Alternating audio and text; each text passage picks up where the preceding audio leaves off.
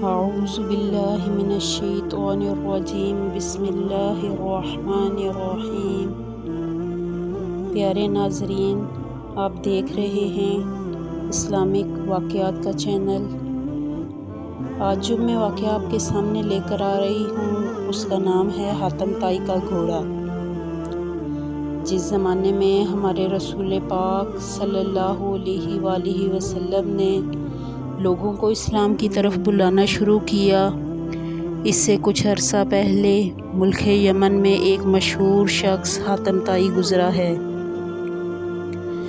وہ اس ملک میں آباد ایک قبیلے بنو طے کا سردار تھا، اس لیے اسے حاتم طائی کہتے تھے۔ حاتم طائی بڑا شریف، بہادر اور دریا دل آدمی تھا۔ وہ غریبوں اور ضرورت مندوں کی دل کھول کر مدد کیا کرتا تھا۔ کوئی مانگنے والا اس کے دروازے سے کبھی خالی نہ جاتا تھا۔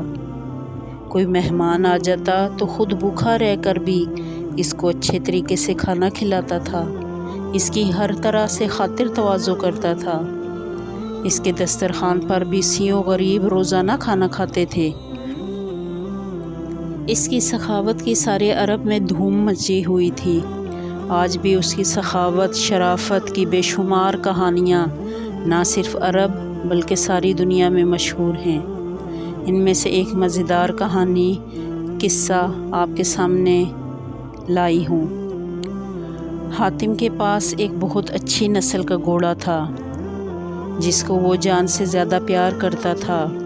یہ گھوڑا بڑا اصیل النسل، خوبصورت، تیز رفتار اور اونچے قد کاٹ کا تھا۔ جو بھی اسے دیکھتا تھا حیران رہ جاتا تھا۔ ایک دفعہ روم کے بادشاہ نے حاتم کی سخاوت اور مہمان نوازی کا حال سنا تو اسے بڑی حیرت ہوئی۔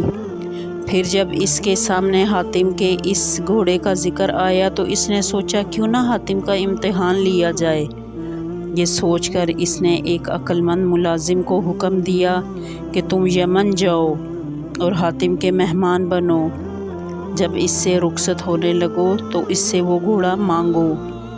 اگر وہ دے دے تو میں جان لوں گا کہ وہ واقعی بہت بڑا آدمی ہے، اور اگر وہ گھوڑا دینے سے انکار کر دے تو سمجھوں گا کہ اس کی شہرت صرف خالی ڈھول کی آواز ہے۔ شاہی ملازم کچھ اور چھوٹے ملازموں کو ساتھ لے کر یمن روانہ ہو گیا۔ یہ لوگ قبیلہ طے میں پہنچ کر رات کے وقت حاتم طائی کے مہمان بنے۔ اس وقت سخت بارش ہو رہی تھی اور تیز ہوا کے جھگڑ چل رہے تھے۔ گھر سے قدم نکالنا ناممکن تھا۔ حاتم کے مویشیوں کا غلہ گھر سے بہت دور چراگاہ میں تھا اور مہمانوں کی دعوت کے لیے کوئی چیز بھی نہ تھی۔ البتہ وہ مشہور گھوڑا گھر میں بندھا ہوا تھا۔ حاتم کو کچھ معلوم نہیں تھا کہ یہ لوگ کون ہیں، کہاں سے آئے ہیں۔ وہ صرف یہ جانتا تھا کہ یہ میرے مہمان ہیں اور مجھے ہر صورت ان کی خاطر تواضع کرنا ہے۔ اس نے آؤ دیکھا نہ تاؤ دیکھا، جھٹ سے گھوڑا کھولا، ذبح کر کے مہمانوں کی ضیافت کی اور ان کو آرام اور راحت پہنچانے میں کوئی کسر نہ اٹھا رکھی۔ صبح ہوئی تو شاہی ملازم نے حاتم سے کہا کہ آپ کے فلاں گھوڑے کی میں نے بہت تعریف سنی ہے، اگر آپ یہ گھوڑا مجھے عنایت کر دیں تو بہت مہربانی ہوگی۔ یہ سن کر حاتم کو بہت دکھ ہوا اور اس نے کہا، اے نیک بخت، تو نے آتے ہی مجھ سے وہ گھوڑا کیوں نہ مانگ لیا؟ وہ تو رات کو میں نے ذبح کر کے تم لوگوں کو کھلا دیا۔ افسوس کہ اس کے سوا گھر میں کوئی چیز موجود نہ تھی اور یہ ہو ہی نہیں سکتا تھا کہ میرے مہمان بھوکے سوئیں۔ شاہی ملازم اور اس کے ساتھی حاتم کے حوصلے کو دیکھ کر پکار اٹھے، جیسا سنا تھا تم کو اس سے بڑھ کے پایا۔ روم واپس جا کے انہوں نے بادشاہ کو سارا قصہ سنایا تو وہ بھی بے اختیار پکار اٹھا، سخاوت حاتم پر ختم ہے، سخاوت حاتم پر ختم ہے۔ یہ تھا حاتم طائی کے گھوڑے کا مشہور قصہ۔ آئندہ ایک اور نئے قصے کے ساتھ آپ کے سامنے حاضر ہوں گی انشاءاللہ۔